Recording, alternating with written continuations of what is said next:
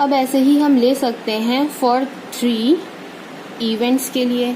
अगर 3 इवेंट्स की बात हो रही है तो हमारे पास इवेंट्स होंगे A, B and C।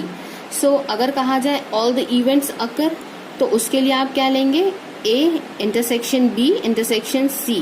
That means तीनों इवेंट ही अगर कर रहे होंगे। तो इसका डायग्राम कुछ इस तरह से हो जाएगा। तो देखिए तीनों का जो कॉमन पोर्शन है वो ये दिख रहा है। तो दैट मीन्स यहाँ पे बोल रहा है एट ऑल द 3 इवेंट्स अकर, तो उसमें A intersection B intersection C हो जाएगा। देन अगर हमें बोल रहा है नन अकर, तो सेम इसकी तरह ही वो केस हो जाएगा, A complement intersection B complement intersection C complement. अगर हमको बोला जा रहा है ओनली A अकर, सिर्फ A की बात हो रही है, A अकर कर रहा है, that means B and C अकर नहीं कर रहा होगा, तो इन दोनों पे कॉम्प्लीमेंट आ जाएगा।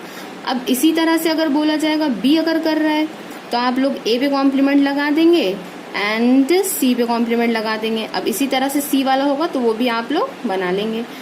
अब देखिए अब ये कह सकता है एग्जैक्टली 1 अकर। अब आपके पास तो है 3, अब एग्जैक्टली 1 है, तो इसके लिए देखिए केसेस बनेंगे।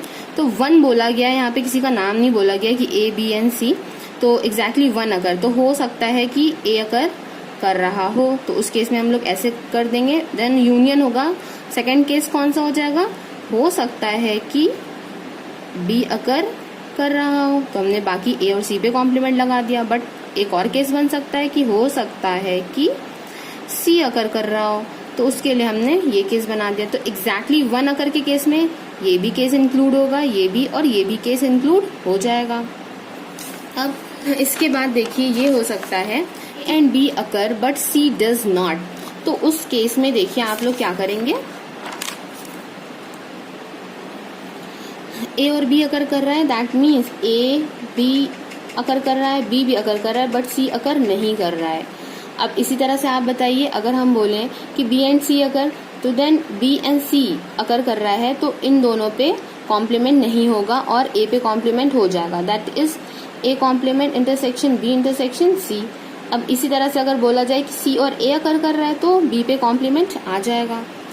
अब हमारा एक और है नोटेशन, वो उसमें अगर बोला जाए कि अगर ये बोला जाए एग्जैक्टली 2 अकर, 2 इवेंट अकर, तो एग्जैक्टली 2 की बात बोली गई है, तो 2 में वो A B हो सकता है, B C हो सकता है और C और A हो सकता है। तो ये जो 3 केस बने इनको हम यूनियन के फॉर्म में लिखेंगे। That is A intersection B intersection C complement, क्योंकि एग्जैक्टली 2 है।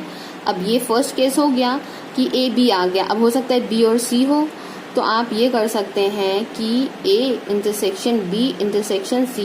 तो यहाँ पे A पे कॉम्प्लीमेंट लग जाएगा क्योंकि B C। अब हो सकता है C और A अकर कर रहा हो, तो A इंटरसेक्शन यहाँ B पे कॉम्प्लीमेंट लग जाएगा इंटरसेक्शन C। तो एग्जैक्टली 1 अकर का जो केस होता है वो ये होता है। अब अगर आपको इसकी प्रोबेबिलिटी निकालनी होगी क्वेश्चन में, तो आप इस पे प्रोबेबिलिटी का साइन लगा के फॉर्मूला लगा सकते हैं। Probability A union B union C का फॉर्मूला ओपन करके इसको फाइंड आउट कर सकते हैं। अब अगर आपसे बोला जाए कि एटलीस्ट 1 अगर, तो एटलीस्ट का केस तो यही होता है, A union B union C। That means in तीनों में से कोई भी एक इवेंट ही अकर कर रहा होगा कम से कम। ओके, सो जो 8th हमारा केस है वो ये हो सकता है कि हम बोले at most 1 occur. At most 1 अकर का मतलब है या तो 1 अकर करे या फिर कुछ भी अकर ना करे। तो 1 अकर करने का केस आप लोगों को पता है, आप लोग लेंगे पहले A intersection B intersection C।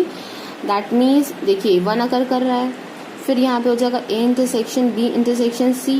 Then हो सकता है B अकर कर रहा हो, then A intersection B intersection C। हो सकता है यहाँ पे अब कौन सा अकर कर रहा हो, A C पे हमने ले लिया है, A B A C then B and C। हो सकता है कि A अकर कर रहा हो। अब एक केस ये भी जुड़ेगा कि कोई भी अकर ना करे, क्योंकि एटमोस्ट में ये भी केस इंक्लूड किया जाता है। Then A complement intersection B complement intersection C complement.